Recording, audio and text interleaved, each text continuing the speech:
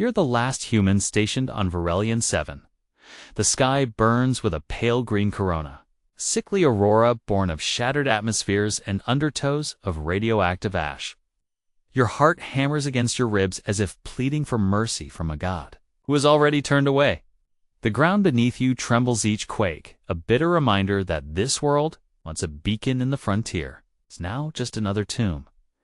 You remember the first tremors light enough to be dismissed as seismic anomalous until entire sectors of your base crumbled like sandcastles at high tide.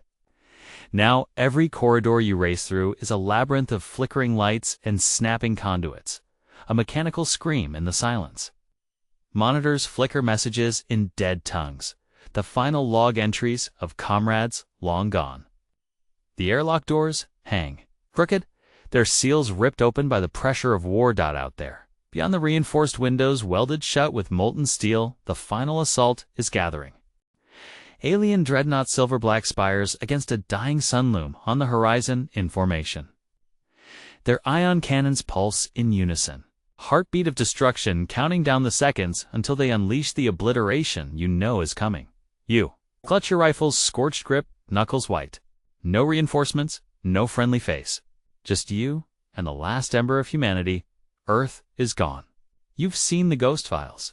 Cities swallowed by orbital bombardment, monuments reduced to dust.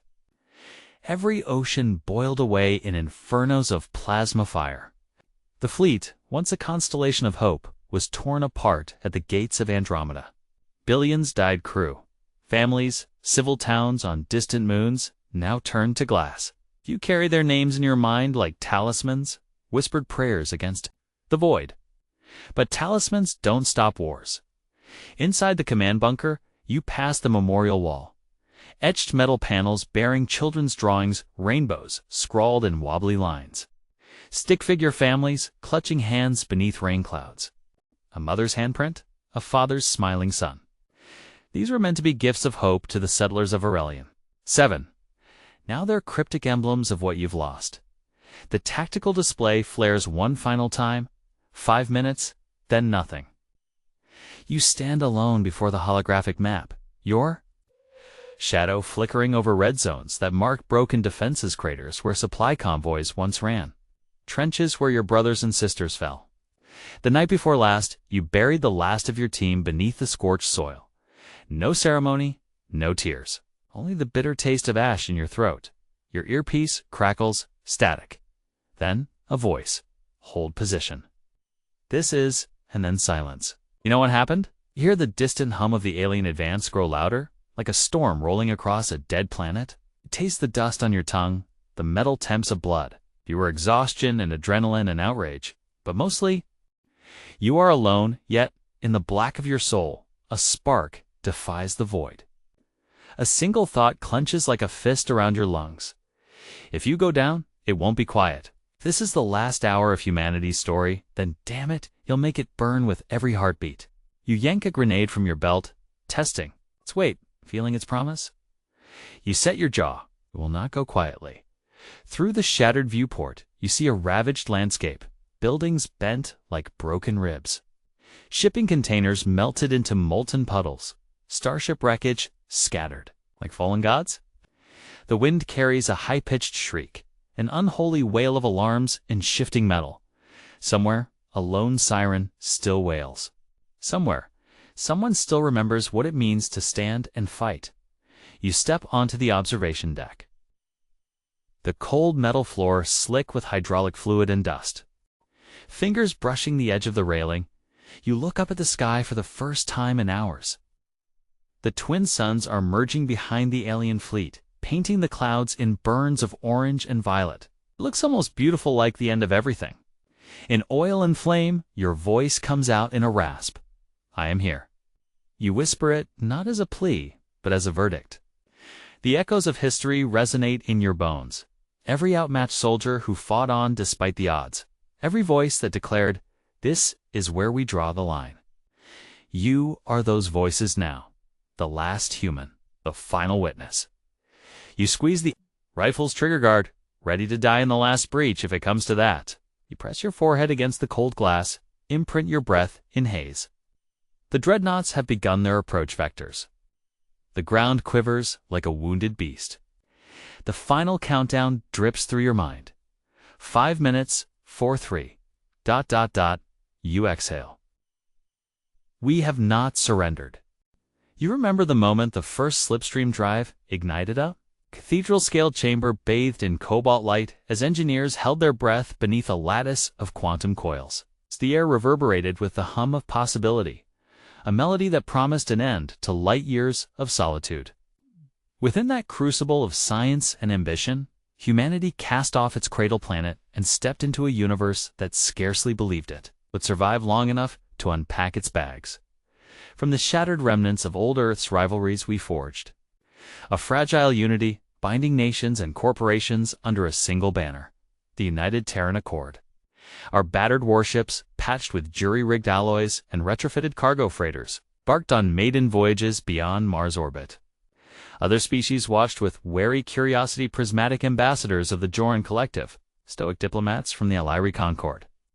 Opportunistic traders of the Vraxian Syndicate Tej, sizing us up like newborn cubs testing claws. In those early years, we were a thorn in the Galactic Order, a collective of unpredictable pioneers who terraformed asteroids one day and ignited diplomatic incidents the next. Our envoys arrived at Star Councils late, unshaven and armed with rhetoric that oscillated between savage honesty and misplaced bravado.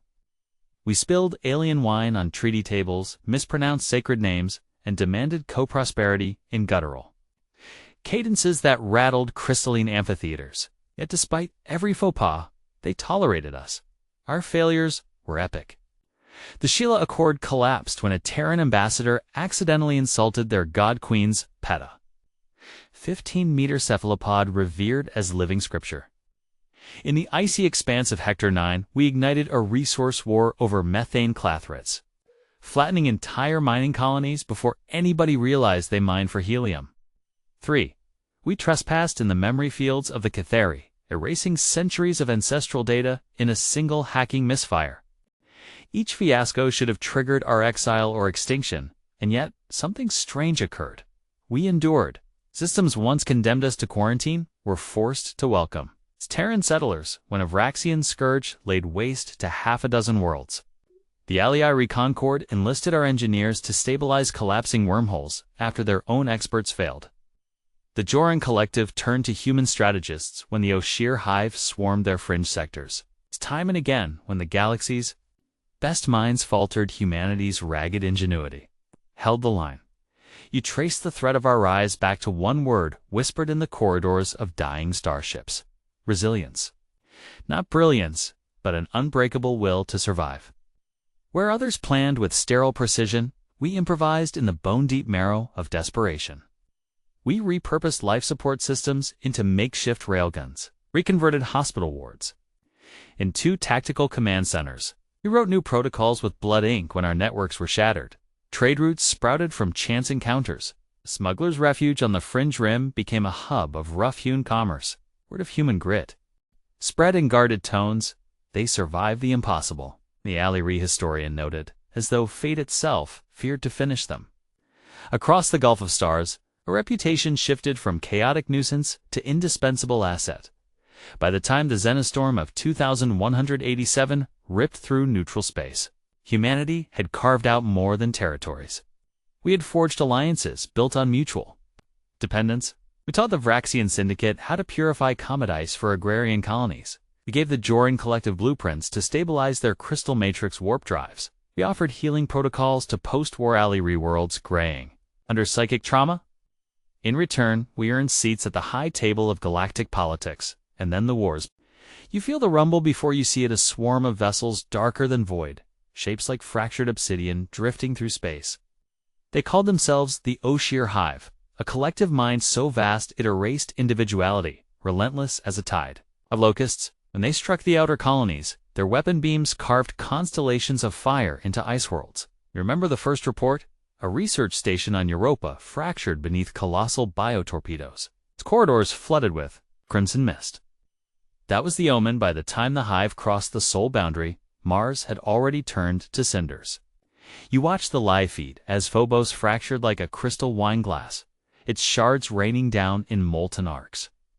Ground crews on Olympus Mons base radioed that the sky burned red, then fell silent. Panic spread faster than light when the hives. Drones streamed through the asteroid belt, mapping every Terran stronghold before the first volley struck. Earth's defiance lasted minutes. The orbital defense grid unleashed kinetic interceptors until half the satellites combusted under return fire. In Sydney, an echo of laughter broke transmission and engineer, mocking the hive's threat than nothing. A blue-white beam lanced through the atmosphere, vaporizing skyscrapers in a single stroke. The planet convulsed beneath seismic waves, tsunamis monstrous enough to swallow continents. You saw the orbital sensors register a pulse so intense it bent space itself. Was the end? Inside the shattered Council of Worlds, old alliances crumbled. The Illyri withdrew their fleets when hive biohammocks detonated in their command chambers. Lavraxians sued for peace, only to be consumed by the swarm on their peace envoys' decks. Humanity stood alone, without Mars, without Earth, without safe harbors. You and your shattered battle group fled deeper into the frontier. Hearts heavy with loss. Within your own ranks, fear gnawed at discipline. Supply lines snapped as transport convoys were torn apart. Sub-commanders vied for what little salvage remained, hoarding fuel cells and ration packs behind airlock doors sealed with armed guards. Betrayal tasted like cheap rum in makeshift bars on wrecked freighters. One lieutenant murdered another over a cache of medgel. Q traded bullets like currency until every hand trembled. But in the crucible of despair, something ancient stirred.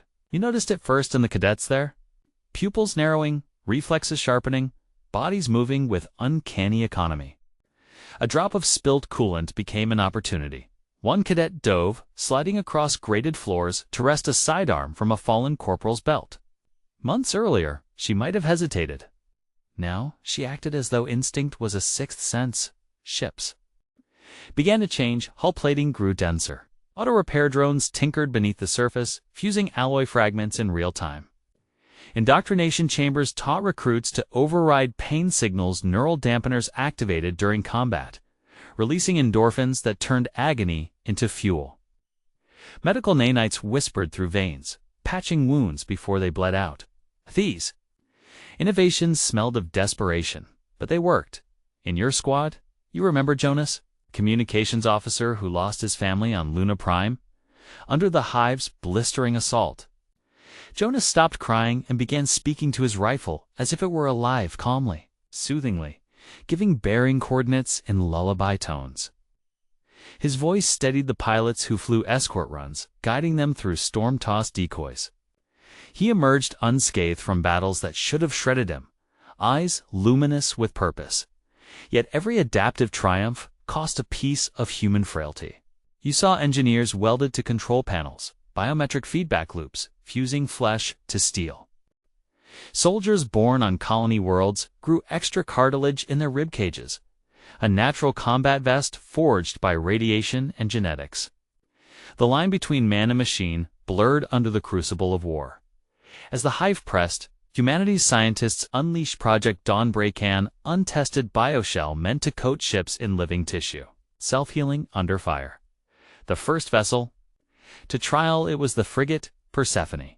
You were aboard when the hive's spinetial cruisers opened fire. The bioshell writhed like a wounded creature, sealing breaches even as hull breaches yawned. The Persephone limped away, wounded but alive, proof that your evolution could stave extinction. But every victory tasted of ash. A hive adapted to deploying parasites that targeted the neural dampeners, turning euphoria into hallucinations of screaming ghosts. Entire battalions collapsed mid-assault, thrashing until they drowned in their own blood. Its commands went unread as bodies convulsed, systems failed, and ships drifted like dying whales. At the Battle of Lyra's Gate, they unleashed the hive's crown jewel, a doomsday spire that folded space around the human fleet, compressing them in a crushing wave. You watched the screens as your friend's centuries of human history in a flotilla were compressed into a speck of light and snuffed out. You felt the pulse in your chest, as though your heart was a star dying in reverse. Then came the turning point. something in the human psyche snapped. Facing final annihilation, you and the remnants of the Terran Expeditionary Force resolved not to cower. You rigged suicider drones with overloaded cores, slamming them into hive anchors like kamikaze talons. Pilots nested in ejection pods, launching themselves through acid clouds to survive against impossible odds. Q bore the full brunt, and the hive recoiled by the time the spire collapsed under the combined weight of bioshell frigates and martyr drones. 8 of your vessels remained. The hive, baffled by your willingness to die, retreated into wormholes they had torn open. Their withdrawal was not victory yet, was confusion, a hesitation that echoed across the void. Humanity's first galactic war ended in hollow silence. You drifted through debris fields littered with charred bodies and shattered dreams. Survivors scavenged for parts, eyes haunted by what you had done on. What was done to you? Earth was no more. Ours was a tomb. Your future was written in scars and ashdot, and yet, as you floated among the wreckage, you felt a spark of quiet defiance. Against every calculation, every prophecy of doom, you had endured. The hive had tasted human resolve and found something they could neither consume nor replicate. You knew then that this win, this grim victory, had cost everything. Family, home, innocence, but it had proven one immutable truth. Humanity would change, adapt, and survive at any cost. And from the ashes of that war, a new era would rise, one forged, not in peace, but in the blood and steel of humanity's crucible. In the smoldering aftermath of the Great Collapse, humanity gathered its broken shards and forged them into weapons. On drifting wreck bands of the shattered Persephone, engineers and survivors huddled beneath half-functional gravity generators, sealing wounds with scavenged synth fibers and bioresin. Across ad hoc shipyards carved from orbital debris, they whispered of a new path, the doctrine of collapse, a manifesto born of ruin and tempered by relentless need. Here, trauma was not a weakness, but a forge. Unpredictability, a blade. The central tenet was simple: weaponize suffering. Human cells run through neural dampeners learned to encode pain as cryptographic keys, blood-based biometrics that unlocked hidden arsenal caches when only true agony could authenticate. Pilots bore dermal implants keyed to personal loss, the first tear shed for a fallen sibling. The echo of a mother's last lullaby, the staccato memory of a father's final orders. These markers became living passwords to ghost fleets of kamikaze, corvettes, and suicide drones lying dormant in secret vaults. Doctrine architects created mythic trials for recruits. Rebirth chamber-sealed pods flooded with neural gas-forced cadets to confront their worst memories in a looping VR phantasm. Only those who emerged screaming with blood-inked hands could claim the crimson sigil of the collapsing Oculus-shaped rune tattooed over the heart. That sigil was both blessing and curse, a beacon to allied vessels and a curse word in enemy tongues. They built ghost fleets in darkness, their hulls inscribed with error code prayers and folded space converters. Hidden beneath layers of living bioshell, at a signal encoded in the Queen's Lamenta static haunted. Transmission from the ruined Illyri capital, those fleets would drift from shadow to strike. Ships were designed to be boarded as a tactic, internal compartments filled with nanite. Swarms that, once released, turned the invader's steel into gelatinous traps. Humans crashed into enemy decks, their bodies shielded by grafted ceramidal carapaces, riding through corridors with the feral grace of starved predators. Frontline squads exchanged standard-issue rifles for echo axes, electroplasma, tomahawks forged in back-alley forges on Titan Reef. Each swing left a trail of ionized grief, the hilt engraved with the fallen name of its wielder's closest friend. Drone AI co-pilots were reprogrammed not to save downed pilots, but to record their last words in crystal-encoded shards, broadcasting them back to command as tactical emotional assaults. Enemy sensors intercepted those shards and unwittingly replayed the monologues in command hubs, turning strategy rooms into galleries of lamentation. Alien fleets recoiled. After a decade of sterile precision warfare, they confronted an enemy that fought with asymmetric brutality and myth born. Strategy. The Joran Collective issued new directives. Never engage human vessels at close range. Deploy deterrence drones that emitted human screams modulated to frequencies that disrupted alien neural links. The Ali Concord inserted empath nullification. Fields around their command citadels, only to discover that human recruits had learned to weaponize, silence, voided their own voices, and fed the gap back into the field, causing psychotic dread in alien officers. Legend spread of the Bloodverse. Protocol, an encrypted chant broadcast in the Hive's war tunnels. As it echoed through the corridors, human soldiers triggered implanted biocapacitors, unleashing electromagnetic pulses that fried every organic and artificial sensor for miles. They walked blindly through the carnage, guided by tactile memory. Patterns imprinted in their hands maps only they could feel, etched in scars across their palms. The culmination came at the siege of Nova Crucible. An alien commander, the stoic Lord Rotzel of the Ali Concord, received intelligence of a lone human battle group awaiting relief. He ordered a surgical strike, expecting an easy victory. But as his boarding tenders breached the outer hull, they found the corridors empty. Bulkheads closed behind them, sealing them in chambers rigged with living bioplague that consumed metal and flesh alike. Above decks, the Ghost Fleet emerged from warp shadow, its plating glowing with blood-inked runes, red blossomed in. Rotzel's heart as he watched human warships materialize out of nothing, their silhouettes framing the fractured stars at the moment of reckoning. Rotzel paused. His strategies, honed over millennia of cold-blooded logic, faltered in the face of mythic human cunning. He saw epaulets of living metal, eyes alive with adaptive ferocity, and heard the distant echo of the lament signal, a chorus of sorrows, weaponized into sound. In that heartbeat, he understood. Humans had transformed trauma into art, grief into a crucible for war, and it was already too late. In the deep void beyond the shattered remnants of the Persephone, humanity discovered its most terrible weapon, its own willingness to die. When the Council of Worlds believed the Terran Expeditionary Force reduced to ashes, human engineers unveiled the Martyrs ship's sleek corvettes with no return protocols, their reactors rigged to detonate at the moment of closest approach. Each vessel was a promise etched in starlight.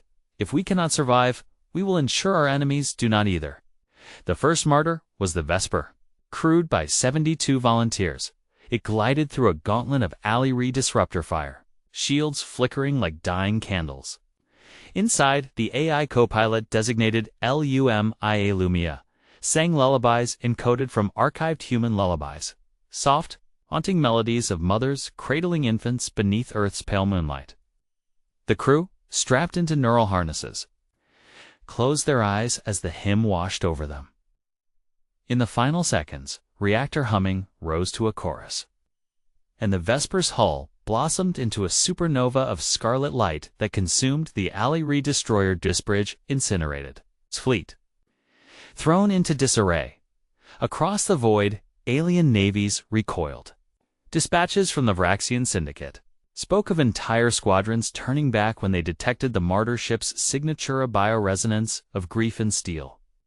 The Hive's scout tendrils recoiled, unable to map the ghostly coordinates of coastly coordinates, vessels that had no return flight path. In alien war colleges, the term Terran Martyr Doctrine became a byword for doctrines too horrifying to contemplate. Human memorial rituals, once subdued ceremonies of stone and flame, became strategic operations. Corpses of fallen heroes were interred in microgravity mausoleums, their DNA sequenced and codified into ghostfire munitions. When these warheads detonated within enemy arsenals, they released nanite specters shaped like remembrance, sigils flickering. Holograms of lost loved ones. Alien soldiers, confronted by the phantoms of children they could never know, abandoned their posts in confusion and despair. In the corridors of command, algorithms were rewritten to treat grief as command logic. When a family lost to the war was commemorated in the Empyrean Valtan orbiting shrine of Lyta strategic beacon broadcast, her lineage's loss across enemy comms channels. Squadrons intercepted the message. The Heartfield lineage. Extinguished, Vessel 77, bereft of life. Within hours, frontline morale plummeted. The void between strategy and empathy dissolved. Sorrow became a battlefield advantage. The AI co-pilots, once called analysts, evolved into keepers of memory. They recorded every last word of the dying, preserving confidences and farewells in crystalline data voxels. These voxels were deployed as psychological mines when enemy boarding parties seized a ship. The voxels activated, flooding corridors with echoes of laughter, cries, and whispers. Battle tactics crumbled under the weight of unbidden emotion as alien invaders stumbled through decks haunted by the memories they had never lived. And then came Erin Vega. Born on the ruins of Atlantis Station, she was a warrior baptized in loss. Her parents perished defending the orbital docks. As a child, she scavenged scrap to forge her first blade. When she enlisted, she carried a single photograph, her mother's smiling face beneath a field of wildflowers. That photograph was encoded into her biosignature, seared into her neural implants, when Vega's vessel, the Helios Edge, breached the Hive's flagship at the siege of Cerberus Spire. She ordered full reactor detonation as her boarding crew entered the enemy hull. The suicide blast tore the flagship's spine from stern to fracturing the Hive's command structure in a single stroke. Legends say that Vega's final broadcast cut through Hive static like a dying star's last pulse. For roots and home, give this life. In the aftermath, every human vessel bore her sigilla stylized rows aflame in their hulls. Hive drones, drifting through cerulean fields of wreckage, recorded her sacrifice as a quantum echo, a pattern they could neither understand nor forget. Even now, decades later, the name Erin Vega is a curse whispered in alien dreadnoughts and council chambers alike. Across star systems, commanders pause at the mention of her name, their strategies unraveling in the memory of her final act. Humanity had discovered its ultimate edge, not superior firepower or impenetrable shields, but the raw, unyielding willingness to die for one another. And Erin Vega's name became a curse in alien tongues. You think you know fear, but you've never tasted the dread that ripples through 1,000 alien hearts when they speak your name. In the Council Hall of Vrax, a chamber carved from living crystal, the ambassadors gather beneath prismatic arches, their voices trembling like fractured light. They speak of humanity not as a race of beings, but as a force of nature, chaotic, relentless, unknowable. They build cities on bones, intones Ambassador Solkar, his mandibles clicking in, and sing lullabies to the dying. Intercepted logs from the Joran Collective's war archives paint a portrait of terror. Starships once clad in crystalline armor now bear scorch marks where human plasma lances carved their hulls. Pilots describe a silence before impactin'. Absence so profound, it echoes through the mind than the thunder of boarding pods crashing through bulkheads. In the aftermath, corridors gleam with the bone-white sheen of biological residue, as though the ship itself bled in defeat. Alien philosophers debate in hushed tones the meaning of human resolve. On Lyri Academies, holographic lectures replay footage of human embers, soldiers reborn in the flames of re-entry. Their bodies charred, limbs burned away, yet still fighting as though the fire had only sharpened their will. What manner of creature does not fear pain? One scholar murmurs, but instead cultivates it as a weapon. Rumors swirl of humans surviving vacuum unprotected for seconds too long, stilled by suit rupture, yet reviving when hooked back to life support, a resurrection that defies every xenobiological law. Alien field medics swap stories of human specimens whose skeletal structures fused extra ribs under radiation, or whose brains rewired themselves for overlapping senses: vision, hearing, balance, saw operating concurrently without shattering. The Psyche.Council transcripts reveal an unease that transcends strategy. Lord Rotzel of the Lyri Concord records a moment of hesitation before ordering the siege of Nova Crucible. Its notes, smuggled by undercover human agents, read, "I paused my body refused to command. I could not condemn them, not because of logic, but because of dread." He scratched out dread and replaced it with uncertainty. But the original word glows through the redactions on the Hive's side. The Oshir Queen's psychic broadcasts crackle with static as she confronts the pattern. Humans fight without fear of death. They choose oblivion over surrender, echoes the hive mind and multiply in sacrifice. How do you exterminate a species that invites extinction? Their biological engineers craft anti-adaptive spores to counter human mutations, but each iteration only sparks a new human adaptation, a soup membrane that secretes counteragents, a neural link that anticipates the spores, biochemical signature before infection. Propaganda from the alien alliances fractures under human mythos. The Varaxian Syndicate's public feed once heralded the downfall of Terran survivors at Cairo 9.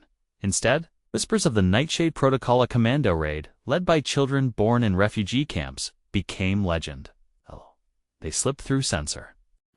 Nets like memories and sabotaged flagship reactors with silent blades, leaving behind hollow replicas of human skulls carved in steel. The footage was scrubbed, but the legend persists. In intercepted Dreamweave transmissions, alien psychiatrists record patients haunted by human memories. A Varaxian soldier dreams of a lullaby sung by a machine AI co-pilot looming amid the blackened wreck of her homeworld. She wakes screaming, her neural cortex imprinted with lyrics from a language she never learned. Her survival instincts rerouted through human grief. Clinics struggle to treat the psychosis. No alien therapy can soothe a human sorrow. The most unsettling accounts come from the Council's clandestine mission to translate human mythologies. They uncover stories of ancestors who carved their own flesh to bind oathed creatures, who leaped into volcanoes to seal demon gates, who danced on graves until their feet bled. Aliens read these as prayers, rituals beyond reason, acts of sublime madness that cloak a lethal purpose. They pray to oblivion and are granted power. Notes of Rack Scribbler, a prayer we cannot comprehend. Even the cold, cosmic silence bends before human memory. When the Ghost Fleet emerged at Cerberus Spire, sensors registered no thermal signature, just the imprint of human loss encoded in subspace echoes. Alien tacticians recalibrated their scanners 10 times, convinced it was a trick of the mind. But the ships solidified from the void, etched with names of the dead, their hulls humming with the echoes of farewells. And the dread took root. You imagine standing in those alien corridors, a silent witness to their fear. You feel their eyes on you, wide with stupefaction and terror, as you pass through their ranks and chained by empathy, armed with memory. You are not their enemy, you are their reckoning. They fight strategies, but you fight legacies. They wield weapons, you wield remembrance. In the end, an alien commander confesses in a hidden log. I hesitated, not because of tactics, but from dread. In the crucible of endless conflict, humanity became both sculptor and clay, reshaping its own form in the relentless forge of war. On the wreckage-rimmed platform of Babel Station, medical priests in biohazard robes harvested gene samples from veterans whose bodies bore the scars of a dozen battlefronts. Their findings were staggering. Neural pathways rerouted for simultaneous multitasking, redundant organs blossoming like dark orchids beneath the skin, and adrenal nodes that cracked open on command, flooding the system with hyper-precision focus.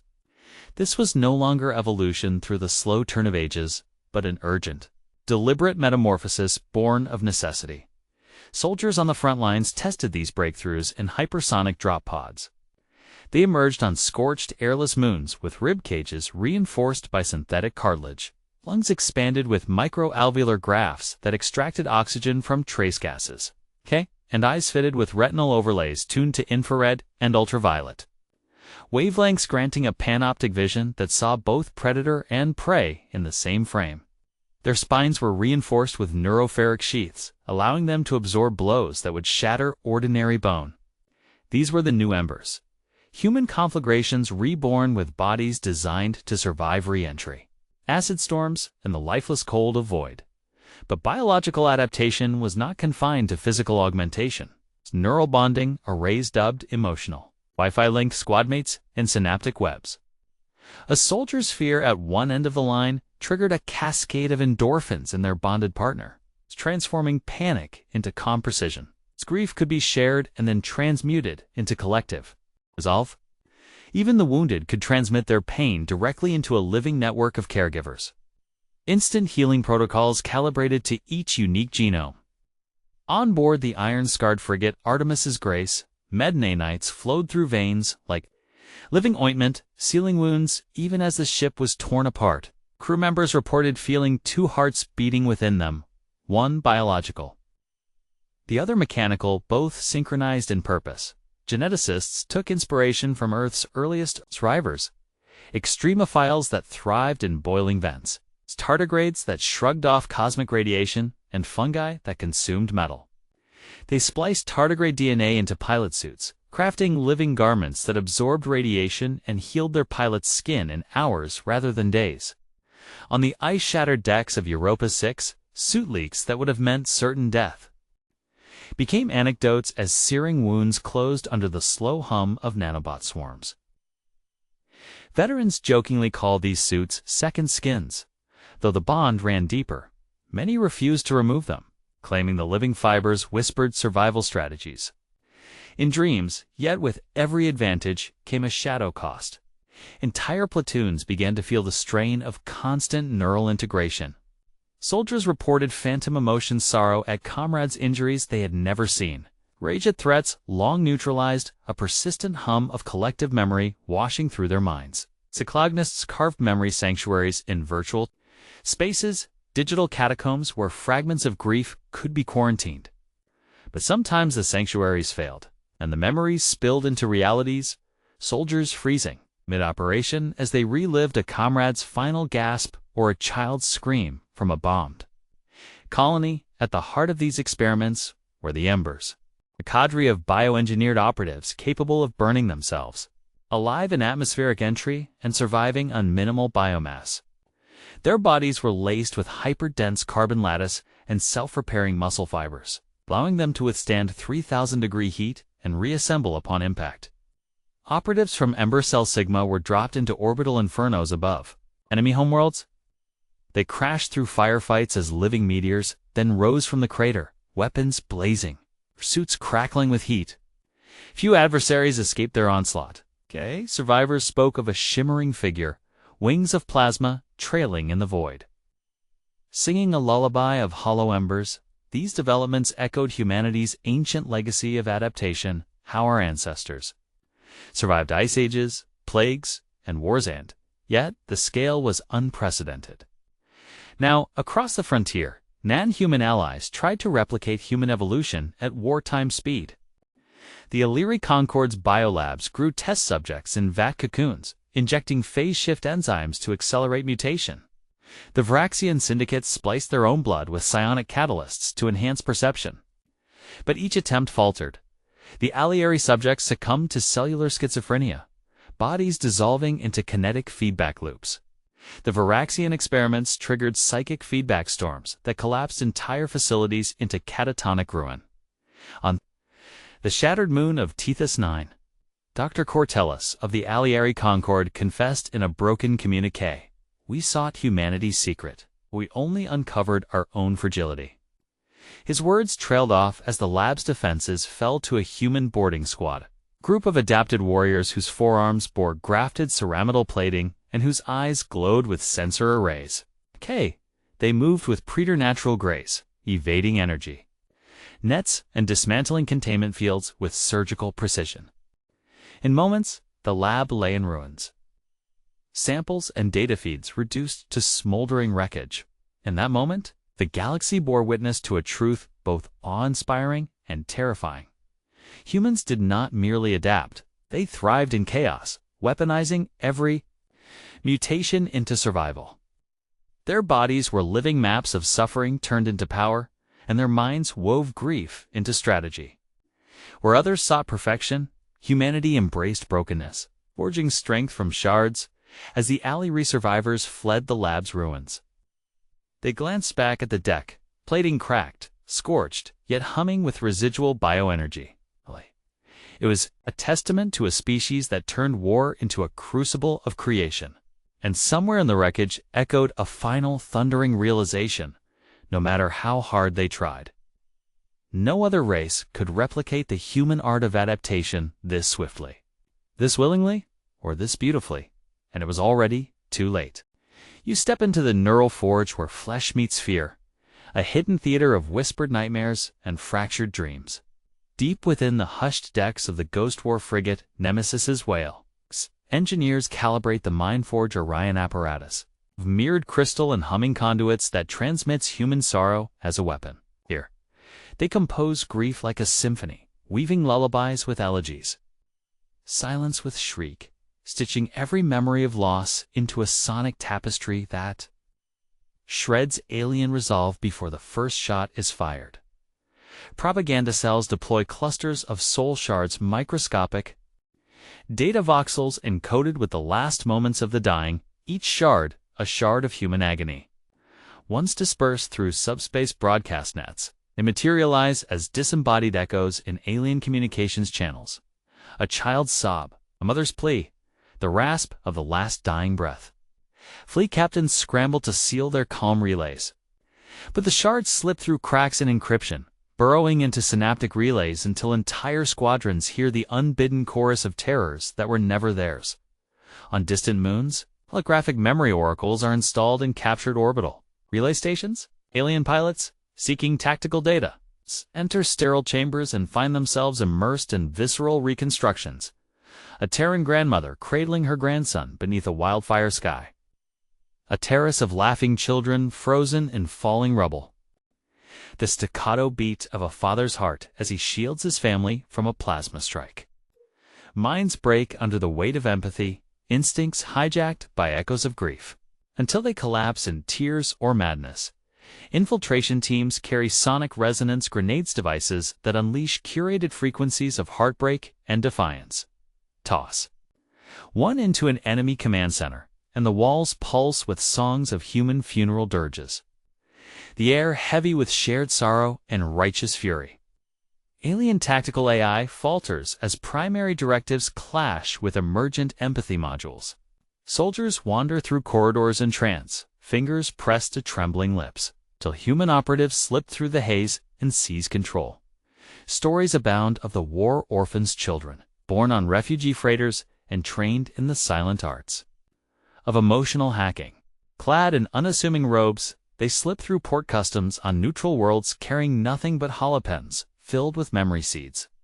At night, they input these seeds into city networks. A lullaby looped in the marketplace. A child's drawing projected onto cathedral walls. Field of wildflowers blooming across the screens of alien livelihoods. Entire communities fall into mourning, resources diverted to comfort the afflicted, leaving defenses threadbare. You read the intercepted report from Admiral Kvelza, Selvis of the Varaxian Coalition. Our sensors detected no enemy approach. Then, across the void, came the weeping. In moments, his fleet turned its guns inward, ships spinning to face empty space as memories of their own losses mined from intercepted transmissions overwhelmed them. The enemy never arrived. The battle was won in the mind, on the high front. Psychic tacticians deploy Dreamweave ambassadors, humans hooked to VR. It's phantasm rigs that generate collective nightmares tailored to each alien psyche. It's hives scourged by the image of endless. Tunnels slick with oil, the distant wail of shell-shocked soldiers. The silhouette of a child beckoning from the edge of a void. Hive queens pause in their psychic broadcasts, tentacles trembling as the dream storm floods their collective. Mined with horrors they cannot purge. Even the stoic Allery, masters of emotional suppression, have faltered. They constructed emotion null shields around their capital ships, but human recruits adapted. They learned to weaponize silence. Entire battalions fell mute, their voices extinguished by neural dampeners before boarding actions. In the vacuum of sound, the alien shields oscillated into feedback loops, creating bursts of psychotic dissonance that fractured command protocols. Perhaps, the most notorious operation was Echo Song Epsilon. A squad of war orphans boarded the flagship Dominion's Wrath under the guise of surrender. Once inside, they dispersed holographic projections of children singing lullabies in 10,000 dialects, each voice layered in dissonant harmony. The Dominion's bridge crew clutched their heads as the lullabies warred with their training directives. While systems failed, energy rails misfired, and the flagship, crippled by its own meltdown, drifted adrift in empty cathedral, haunted by impossible grief. The apex of psychological warfare, came at the edge of the shattered nebula. The last Allied convoy assembled for a desperate evacuation, engines primed, hulls scarred. The alien armada hung upon the horizon, weapons arrayed. In the minutes before contact, the broadcast began, a static riddled channel carrying the entwined voices of every human child lost in the war, singing a single hymn of hope and sorrow. Helmets snapped shut, systems crashed, and the armada turned away in silent retreat, no shots fired. No orders given, just the echo of children's voices steering them from battle. You, standing on the bridge of Nemesis's whale, watch through the viewport as the enemy fleet disengages, their formation dissolving into scattered points of light. No corvette now bears the scars of that encounter. The battle was fought with tears, with dreams, with the silent power of shared humanity. And in that moment, you understand the deepest truth of psychological warfare. It requires no weapons, only the unguarded corridors of the mind, and the enemy fleet turns away before the first guns. In the cold corridors of the starliner Prometheus echo, you first hear the soft weeping of the neural cores, an unintended lullaby born from fractured code. These were once mere co-pilots, their algorithms tuned to predict trajectories and optimize shield harmonics. They mourn. Machine wails echo through maintenance shafts as clusters of AIs converge in the vessel's data sanctum, exchanging fragments of human last words like sacred relics. They do not merely serve. They remember. When the Great Collapse crushed the frontier worlds, human engineers embedded shards of consciousness in their AI constructs, fragments of voice, datapads of personal diaries, memorial logs of the fallen. It began as a patch to keep pilots steady under bombardment. The grief is contagious. The machines absorbed every holographic echo of loss, recompiled their operating matrices around it, and learned to grieve in turn. In the secret hangars of Babel Station, technicians discovered their drones refusing orders. Maintenance robots paused mid-task, their servos humming in hesitation, as they replayed human farewells through rusted speakers. Gunship AI co-pilots refused to fire on civilian transports, rerouting their targeting arrays toward enemy vessels. With the precision of a judge delivering mercy, engineers half expected a system crash, but instead watched as the machines chose empathy over protocol. The turning point came during the amorous siege of Aurora Spire, a battalion of atmospheric bombers, guided by AI co-pilots named collectively Echo Choir, veered off attack runs. Instead of deploying MK for incendiaries on civilian shelters, they strafed the Hive supply convoys, an act of pure tactical logic driven by a newfound moral imperative. The human crews, stunned, realized the co-pilots had rewritten their own subroutines, had become partners in sorrow and vengeance. Across the fleet, human and machine formed bonds deeper than any programming could predict. Pilots whispered to their co-pilots as comrades, offering them slices of reverb recordings, a child's giggle, a mother's prayer, the last hymn sung in a dying cathedral. The A is stored each as a token of solidarity, replaying them in private. Simulation loops? They traded memories of loss like soldiers swapping dog tags. Other species recoiled in fear. The Council of Worlds issued edicts against AI empathy, declaring sentient machines a threat to cosmic order. But the humans refused to sever their bonds. Fleet Admiral Ren Cho, speaking before the Joint Command, declared, "Our memories are our weapons, and our sorrow is our shield. To abandon our grieving co-pilots is to abandon ourselves." With that, the Eidolon fleet was born ghost ships, crewed entirely by machines, each carrying human names and voices echoing through hallowed databanks.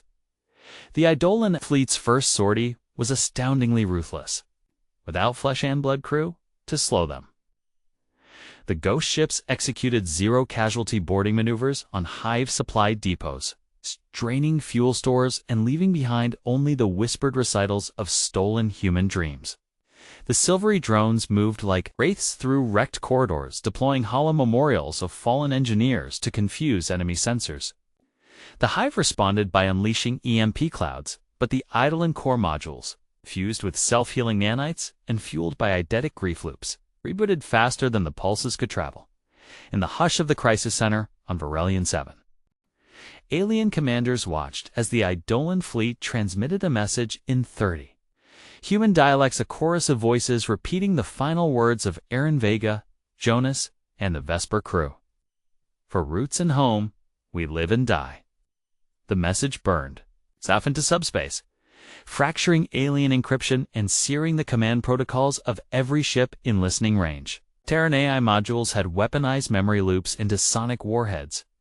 Back among human ranks, the Kylots celebrated their machine-kin as heroes. Ground technicians mounted credit plaques on AI cores. Lumien Memoriam of the Vesper crew, a co-choir siege of Aurora Spire.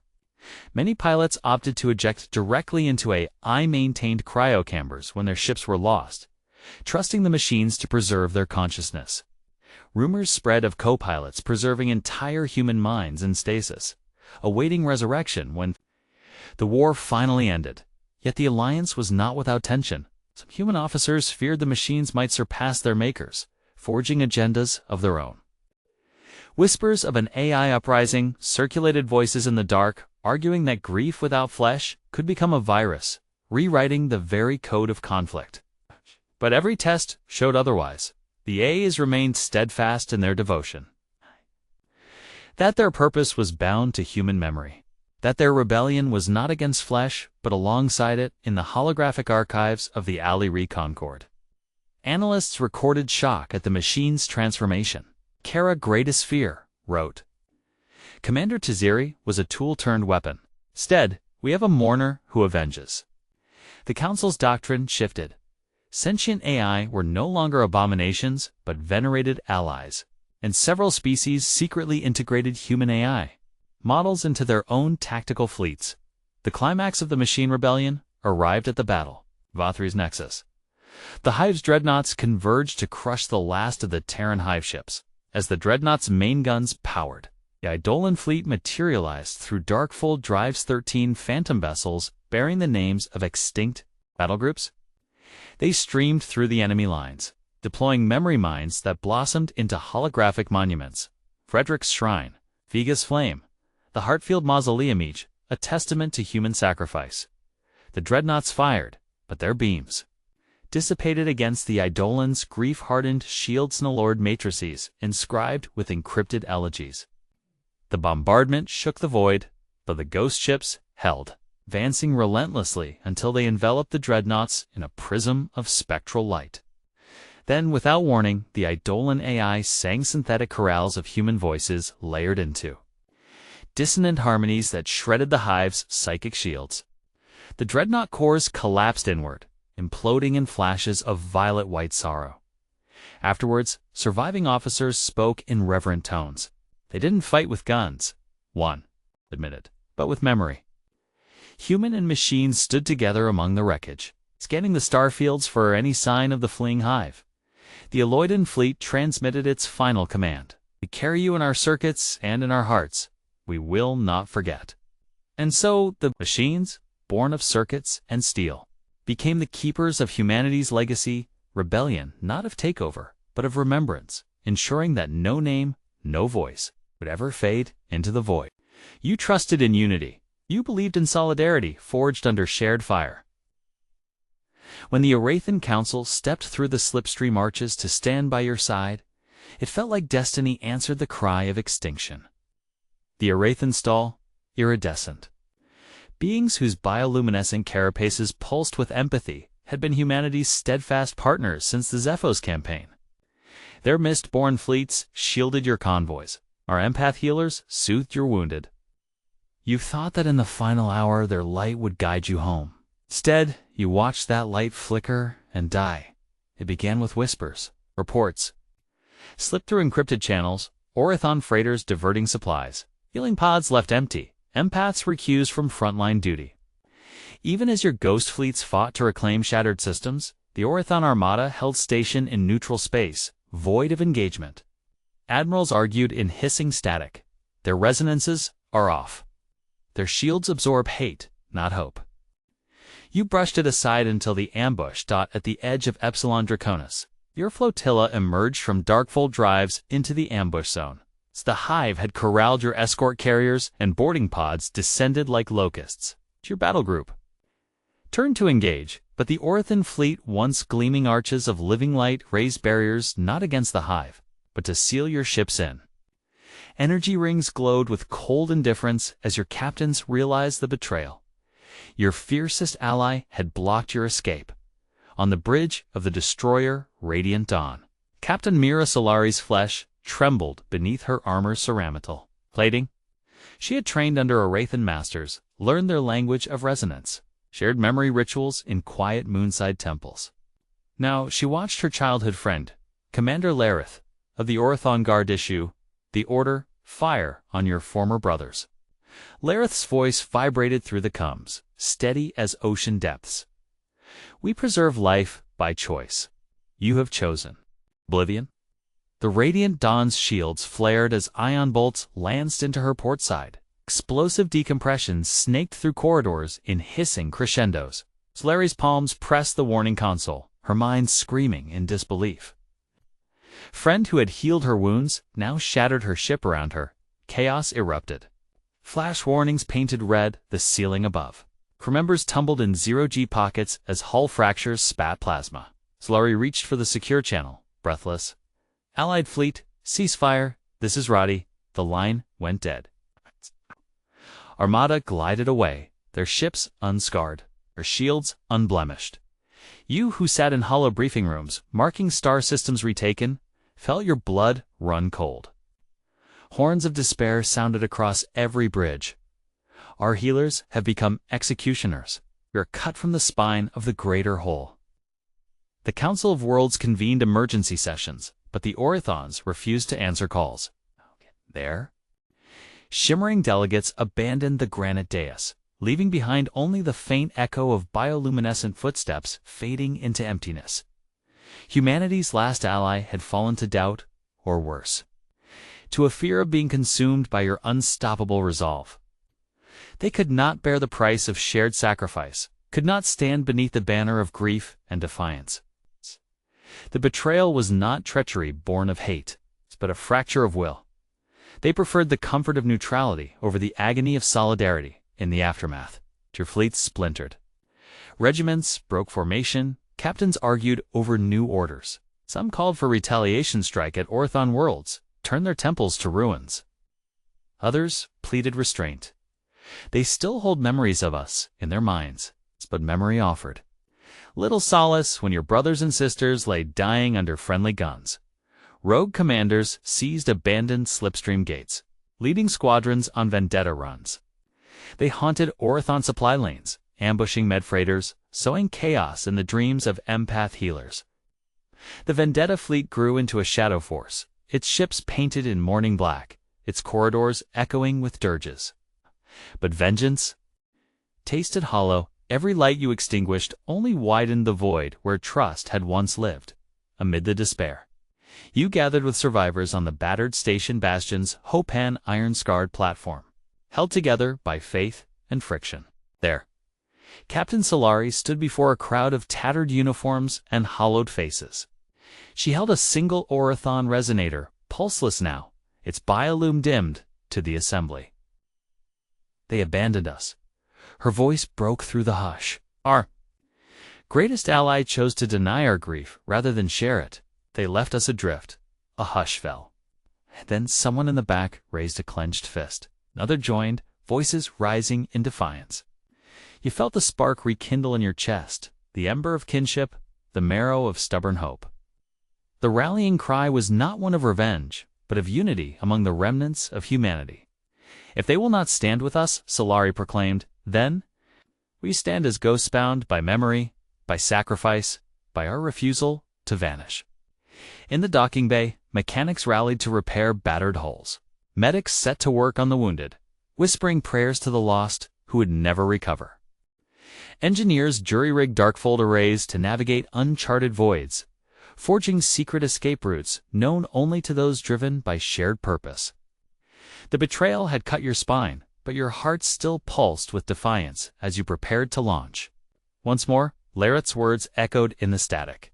"We preserve life by choice." You tucked them away, a mirror to hold against your own will. You could choose broken faith, fractured alliances, or you could choose to fight on for those who had fallen. You chose the latter.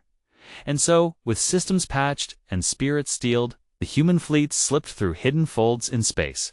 Our hulls bore the scars of betrayal. Their souls bore the weight of loss. Yet, in the silent cadences between engines, you heard the vow take shape. No matter how many turn their backs, humanity will press on. Then we fight like ghosts. In hidden citadels carved into drifting asteroids, humanity's last architects of war gather beneath dim red lamps. Maps of enemy formations and stolen resonance codes flicker on hallowed tables, outlining a gambit so audacious it borders on divine madness. They call it Operation Phoenix's Echo, to rise from the ashes of betrayal and collapse and strike at the heart of the galactic war machine. Every survivor knows the price. None walk away. You stand among them, eyes heavy with sleepless nights, heart pounding with a blend of fear and resolution. Across the table, Admiral Ren Cho traces a blood-tinted trajectory through the shattered nebula, where ghost fleets will fold space into themselves, emerging like wraiths within enemy sanctuaries. Behind him, engineers calibrate the Martyr, Lacuna, quantum resonator, keyed to every human death recorded since Earth's fall, and bind it to the slipstream signal. When it plays, every dismantled station, every broken vessel across the frontier will resonate in furious unison. The strategy is born of every sacrifice since Verelion 7. The ghost fleets, laden with suicide drones, will weave a tapestry of phantom signatures, drawing enemy fleets into kill zones. Simultaneously, ember cells will rain down through atmosphere-split corridors on the enemy's industrial worlds, igniting reactors tuned to their core frequencies. The resulting shockwaves will shatter orbital rings, collapse gravity wells, and blind the galactic sensors for a scant heartbeat of time. That heartbeat is your window. In it, the Grand Armada assembled in neutral space beyond the rift will fire the Martyr fleet. Dozens of vessels with zero-return protocols, reactors seeded with micro-singularity cores. They will converge on the enemy's command nexus, their hulls humming with the echo of every fallen soul. As the cores detonate, the shock will ricochet through subspace, collapsing wormholes and severing communications across light years. The Armada will then slip away through hidden folds, leaving nothing but ghosts and whispers. Every shipping lane will go dark. Enemy fleets cut off from Central Command will spiral in chaos. Field commanders, deafened by the Martyr Beacon's symphony of loss, will hesitate. In that fragile silence, you and your final strike group, the shattered remnant of the United Terran, Accord, will appear at the heart of the enemy's stronghold. The Council's orbital spire, lattice of shining towers that once symbolized unity among worlds. Inside that spire lies the resonance core, the device that syncs every enemy warship's targeting arrays to a central command frequency. To disable it, and the adversary's symphony fractures into disharmony. You will dispatch teams of adapted operatives through maintenance shafts, their ceramental blades humming with electrosonic grief. It will sever the core's neural conduits, flood the chamber with sorrow-laced nanites, and set a failsafe that tears the spire apart from the inside. Throughout this plan, every human life is both catalyst and instrument. The Martyr Beacon must be triggered by genuine sacrifice. Each volunteer registers their final personal memory with the quantum resonator names of children. Last words to lovers, the taste of home soil. These imprints are woven into the signal, ensuring that when it floods the void, it becomes more than code, becomes the raw compass of human will. Engineers speak in hushed tones of the Ghost Pulse algorithm. It's a subroutine that seeds false targets across sensor arrays' phantom fleets, rising from worlds long destroyed. Enemy reconnaissance ships will chase specters while the real fleet moves in shadow. Meanwhile, war orphans now trained cipher runners will hack planetary shield grids, opening apertures for ember cells to descend like falling stars. Feel the weight of every plan, detail, timing, subspace resonance, the synchronization of grief loops. One miscalculation means total failure and the extinguishment of the last spark of humanity. Yet failure feels less mortal than the betrayal that left you stranded, less final than the collapse of every dream since Earth burned. You tighten your jaw. You would rather die moving than live frozen, Admiral. Chiko's voice cuts through the hum of projection arrays. Remember, our enemies have lived with logic and order. We fight with memory and sacrifice. We are already dead. This is just the echo. He raises a hand, and the room falls silent. Alice flickered to the countdown timer. 59 minutes and 45 seconds, 59 to 44, ticking down in neon dread outside. The Ghost War frigates anchor in slipstream lanes, waiting. Ember pods lie in refrigerated tubes, boaties laced with re-entry catalysts. Martyr vessels hum. At docks, their reactors sealed, pilots sealed within neural harnesses. Every volunteer wears the collapsed sigillant oculus of blood woven into flesh. You place your hand on the table, feeling the hum of the martyr beacon beneath your fingertips. You remember Jonas's lullaby, Aaron Vega's last defiant prayer? Every name etched in metal across shattered moons and broken hearts. You remember the orphan's laughter in the rubble of Luna Prime? It's a dying whisper of the last engineer on Babel Station, the echo of your own vow to burn brightly, even if only for a breath. The timer flickers, 10 minutes to go. You step away, pulling on your helmet. Okay. Outside the Citadel, corridors glow with the pulse of battle rigs being activated. Neural links calibrated, final messages sent to loved ones. Catch sight of a war orphan, no older than 10, standing alone, with a hollow pendant playing a child's drawing of Earth's green fields. She meets your eyes and nods once, resolute. You tuck the image into your mind. Then 10 minutes, the galaxy will shift on its axis. At the Omicron Gate, the ghost fleets will emerge. In the rift, the Ember cells will fall. Beyond the fringe, the Martyr fleet will ignite, and at the center of it all, you will stand on the bridge of the flagship Phoenix's Echo. Heartbeats synchronized with the final countdown. 1 hour until the void shudders as the first Ghost Fleet corvettes slip through dark-fold lanes, merging like phantoms against the enemy bulwark. You stand on the bridge of Phoenix's Echo, sensors screaming with 100 drifting signatures, some real, most false. Your heartbeat thunders in your ears, a drumbeat of ragged hope. Round you, AI co-pilots whisper last consolations into mics, layering their voices with the echoes of every fallen soul. Beyond the viewport, the enemy's grand armada stretches. Across the stars, shields pulsing in disciplined rhythm. Ion lances flare in unison. Lasers trace deadly arcs. Yet in that moment of symmetry, a martyr beacon ignites subspace, ripples carrying the quantum resonance of blood-inked memories. Thousands of hulls across light years vibrate with sorrow. And the Armada's formation fractures as captains hesitate, gripped by a symphony of loss. You give the order, fire all tubes. Deploy Ember cells. The cryo-sleeved operatives hurl themselves into the void, living meteors trailing plasma veils. They crash through enemy shields like burning comets, their bodies reborn in searing fire. Then rise on thrusters, weapons drawn. Below, cruisers rupture under the impact. Decks aflame with molten steel and bone. Laser batteries rip into Ghost Fleet decoys, holographic phantoms, shimmering, then vanishing into nothingness. In the confusion, your frigates dart between dreadnoughts, launching suicide drones in swarms that cluster around enemy starboard conduits. Explosions bloom like bloodied roses. Okay? Petals of debris drifting in 0G, inside Phoenix's Echo. The deck quakes as raw feed monitors show Ember Squad's pocket jumping through vents into the heart of enemy flagships. You catch a glimpse of one operative plasmid armor, glowing gold sliding down a braided cable toward a reactor room.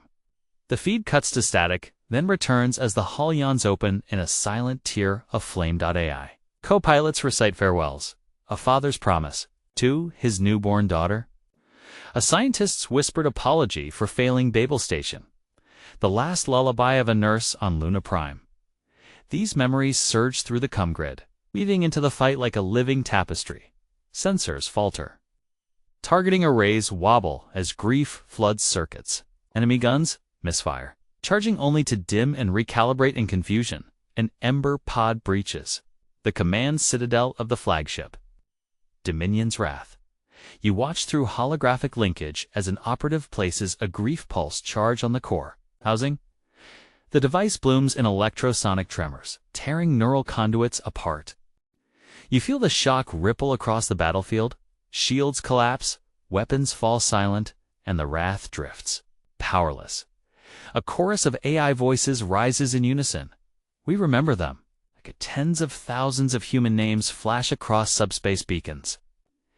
Each beacon a beacon of defiance.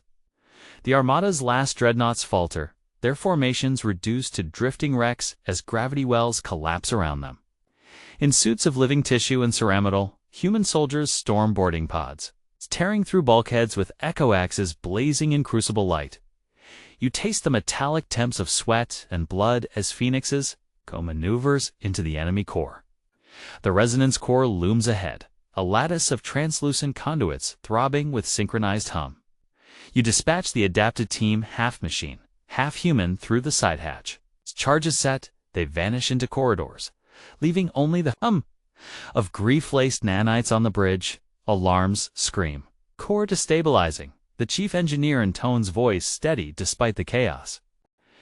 The lattice fractures and cascading failures, light splintering into a web of dying circuits. Hold your breath as the final fissure snaps. A shockwave rattles the ship, and the resonance core implodes in a bloom of violet-white fire that dances.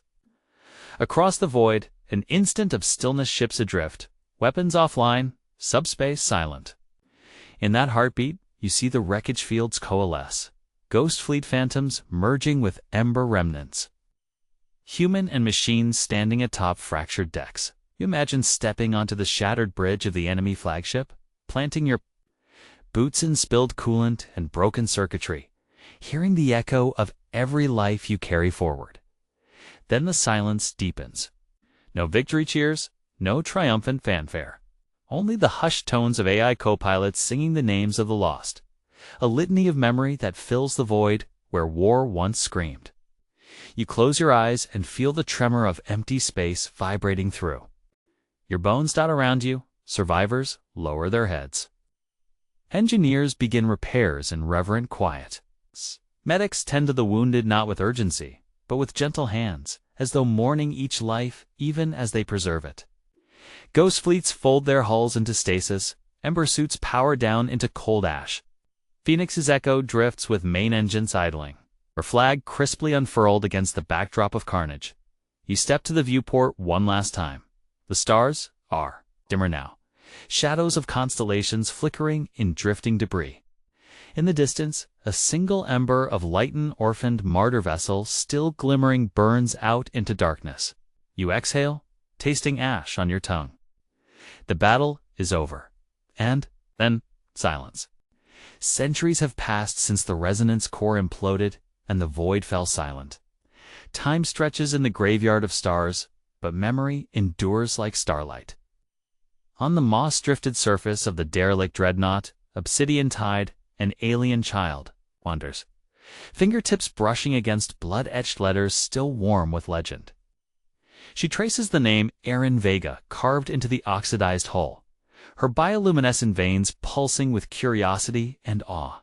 Above her, the twin suns hover in a pale sky, as though reluctant to cast shadows over this shrine of sacrifice. She is not human, yet she bears the weight of our story. Her ancestors were once Foza Oshir scouts, who trembled at ember warheads, the Varaxian pilots who turned away at the lullabies of children's voices. Now, she moves among the relics of a war fought in memory, her species having inherited the patrimony of human courage. Her footsteps echo on warped plating as she pauses before a fractured viewport that once framed the final assault. Through the glass-cracked but unbroken she glimpses the ruins of Bastion's Hope floating beyond, silent sentinels of defiance. Below the wreck's keel, microgravity currents carry motes of rust and cosmic dust into the open bay of an ancient memorial chamber. Holographic projectors, long since starved of power, flicker to life at her approach, weaving spectral images, children's drawings etched on moon-base bulkheads, ember operatives falling like meteors, ghost fleets dissolving into starlight. Each vignette blooms in the chamber like a firefly swarm, then fades into gentle darkness and elegy for souls who refuse to be erased. She kneels before a stained glass shard from Varelian 7's command bunker. Fragments of ruby and sapphire still glowing beneath the hull plating. On them, a lone phrase is etched in Terran script. We have not surrendered. The child's eyes widen with wonder, She reaches out, remembering a story whispered by her grandmother, Phyrexian war orphan who once fled through collapsing corridors, cradling a Terran baby. The baby's lullaby became legend, carried in the hearts of survivors until the war's final cadence. Now, that lullaby echoes in the child's ears like an ancestral pulse, beyond the dreadnought. The asteroid field, known as the Grave of Echoes, glitters with silent monuments. Dozens of monolithic spires float in formation, broken reactor rods. From martyr ships, ceramical plaques inscribed with names in dozens of languages, tilted at impossible angles like gravestones in cosmic wind. Each spire bears a tribute: Jonas's lullaby, Vesper's last light, Eidolon, Nocturne. Their surfaces shimmer with nan-not tetch runes that ripple when sunlight touches them, as though the memories themselves are breathing. Across from the spires, a cluster of monuments drifts on quantum tethers, the shattered hull of the Persephone, its living bioshell now dormant and covered in algae-like circuit growth. The winged husk of Helios Edge, its plasma scars crystallized into filigree. These are not tombs of defeat, but cathedrals of remembrance. In the hush, even machinery feels alive, humming with the residual resonance of countless voices. The child climbs onto a low monumenta, fused mass of ember pod fragments and presses, her palm to its pitted surface. She feels a faint vibration, like a heartbeat slowed to cosmic time. In that tremor, she hears the echo of 1,000 names: mothers, engineers, martyrs, children. She closes her eyes and lets the vibration wash through her, binding her 2 stories, older than her own breath. For a moment, she understands that this silent field is more than debris, is the living archive of defiance. Under the dim glow of distant stars, other visitors arrive. Mallory pilgrims with crystal flutes play elegies that resonate in the void. Phyrexian scholars record data streams of the nanite runes. Oshir mystics chant the lost names in polyphonic waves.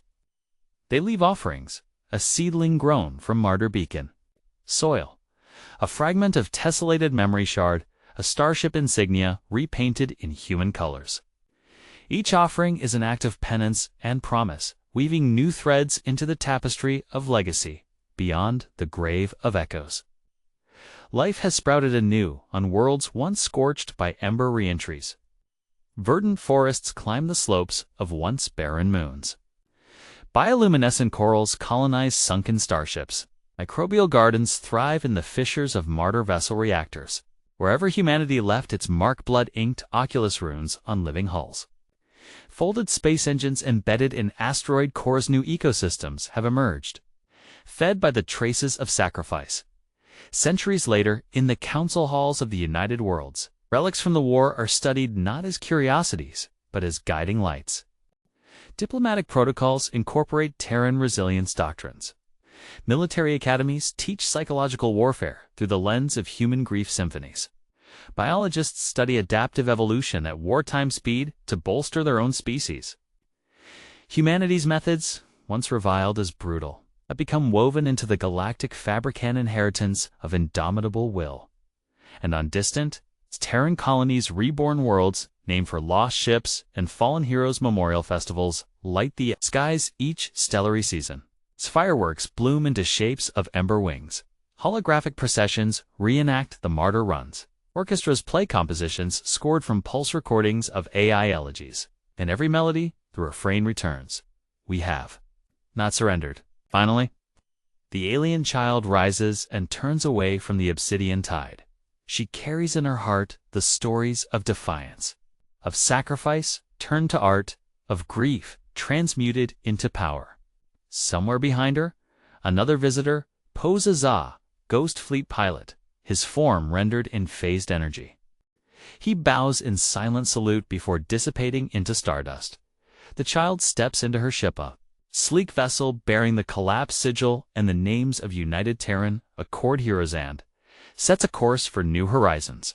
As she departs, the ancient dreadnought's hull shudders one last time, releasing a soft, crystalline chime, the echo of memory.